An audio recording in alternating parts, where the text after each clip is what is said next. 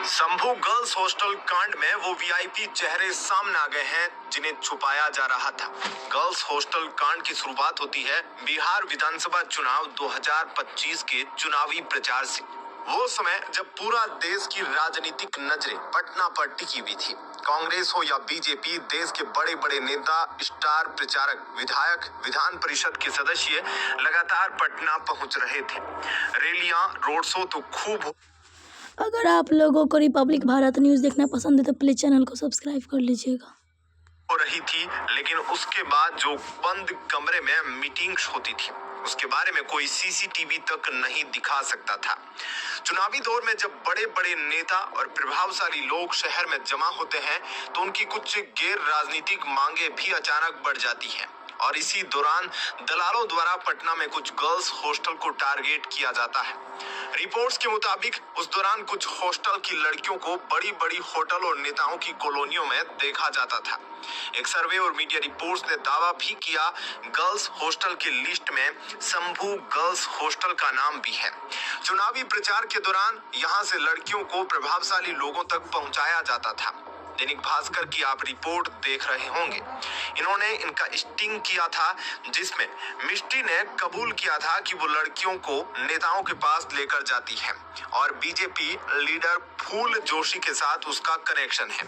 दरअसल मिष्टी कौन है? मिष्टी एक लड़की है। वो सबसे पहले स्पा में काम किया करती थी।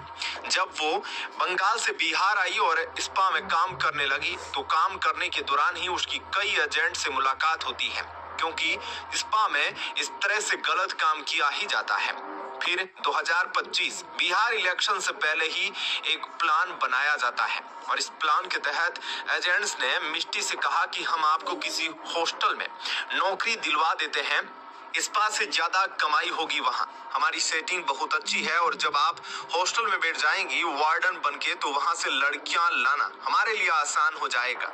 चुनावी प्रचार के दौरान यहां से लड़कियों को प्रभावशाली लोगों तक पहुंचाना है और एक बार जब अगर आप लोगों को रिपब्लिक भारत न्यूज़ देखना पसंद है तो प्लीज़ चैनल को सब्सक्राइब कर लीजिएगा। नेताओं को लत लग गई तो ये बिजनेस आगे तक चलेगा। आपको भी महीनों की अच्छी कमाई होगी। आप लड़कियों को सेट करना, उनको ड्रग्स वगैरह जो भी आपको देना है आप देना और उसके बाद सीधे तौर। अगर आप लोगों को रिपब्लिक भारत न्यूज़ पसंद है तो प्लीज़ चैनल को सब्सक्राइब कर लीजिएगा। दुनिया भर की खबरें आप तक पहुंचते रहेगी। Please subscribe to my channel. लड़कियां हमें सप्लाई कर देना ताकि वीआईपी विधायक या बड़े बिजनेसमैन लोग जो चाहे, जैसे चाहे, जिस तरह से चाहे उसके साथ कर सके। इस पूरे सिस्टम में एक रेट कार्ड तय किया जाता है। जो भी लड़की 18 साल से कम उम्र की बताई जाती थी उसके लिए कथित तौर पर 20,000 रुपए की रकम फिक्स थी। इन 20,000 में से हॉस्टल का मालिक करीब 3500 रुपए अपने हिस्से के तौर पर रखता था और हॉस्टल की वार्डन को 1500 कमीशन मिलता था। बाकी की जो 15,000 की रकम बचती थी वह लड़की के खाते में नहीं बल्कि उसके हाथ में ऑफलाइन मोड में दी जाती थी। इस पूरी योजना के पीछे खास सोच थी ताकि लड़कियों को लगे कि उसे सीधा और बड़ा फायदा हो रहा है और वह आसानी से इसके लिए राजी हो जाए। इसके लिए लड़कियों को खास तौर पर समझाया और तैयार किया जाता था। उन्हें कहा जाता था कि घर से तुम्हें कितने पैसे मिलते हैं, इतने कम पैसों में जिंदगी कब तक चलेगी। फिर बड़े बड़े सपने दिखाए जाते थे, कम समय में ज्यादा पैसा, बेहतर लाइफ स्टाइल और एक अलग पहचान। यानी लड़कियों को ये यकीन दिलाया जाता था कि जब सब बहुत सुरक्षित है, किसी को कुछ पता नहीं चलेगा और जो लोग इसमें शामिल हैं वो सब वीआईपी और पावरफुल है तो पैसे मिलने में कोई दिक्कत नहीं होगी। अब मिष्टी को पैसे ऑफर हुए तो वो इस चीज के लिए राजी भी हो गई और फिर उसको शादीशुदा दिखाकर उस गर्ल्स हॉस्टल वार्डन में लगवाया गया। और जब बिहार में विधानसभा इलेक्शन हो रहे थे तब ये पूरी चीजें धड़ल्ले से चली। उस वक्त जो एसपी जो कार्तिकेय, उनको उस वक्त लीड भी मिली थी कि 40 से ज्यादा स्पा सेंटर बिना किसी रजिस्ट्रेशन के धड़ल्ले से खोल दिए गए हैं और वहां पर गंदे काम किए जा रहे हैं और कई जगह छापेमारी भी की गई थी। लेकिन यह सब पुलिस को चकमा देने के लिए किया गया था। असल काम तो अब गर्ल्स हॉस्टल से होता था। खैर बिहार इलेक्शन खत्म हो जाता है लेकिन अब लोगों को लत लग गई थी उन कम उम्र की लड़कियों के साथ गलत करने में। खैर इलेक्शन तो खत्म हो गए लेकिन एक बार जो वीआईपी लोगों को लत लग गई थी अब वह कहां छूटने वाली थी। फिर दिन आता है 5 जनवरी 2026। संभू गर्ल्स हॉस्टल में रहने वाली 18 साल की लड़की रेशु उस दिन अपने घर से लौटकर हॉस्टल पहुंची थी और उसी शाम उसके लिए एक डील तय की गई थी। कथित तौर पर यह पूरी प्रक्रिया हॉस्टल की वार्डन के जरिए ही हुई थी। सीसीटीवी और गाड़ी रिपोर्ट्स में यह भी कहा गया कि उस दिन हॉस्टल के अंदर सीसीटीवी कैमरे बंद थे। हालांकि सड़क पर लगे कैमरों में संभू गर्ल्स हॉस्टल के सामने एक लग्जरी गाड़ी की एंट्री दिखाई देती है।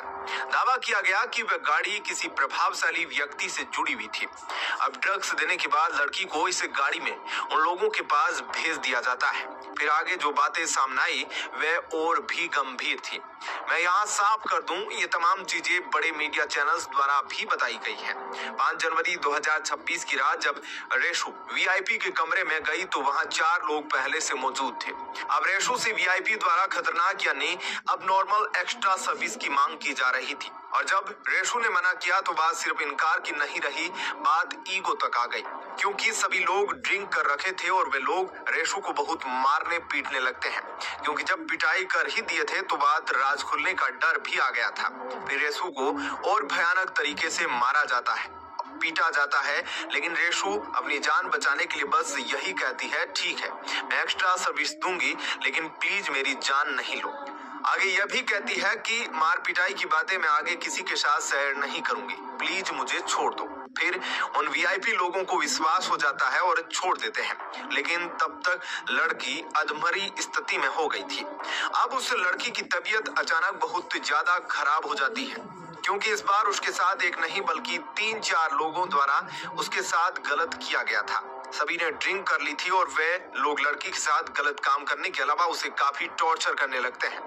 उसके बाद एजेंट के जरिए हॉस्टल मैनेजमेंट को सूचना दी जाती है, जल्दी कुछ करो, यहाँ बहुत गड़बड़ हो गई है, और उसे जल्दबाजी में अस्पताल पहुंचाया गया। और आखिरकार 4 दिन के संघर्ष के बाद लड़की हमेशा के लिए अलविदा कह गई।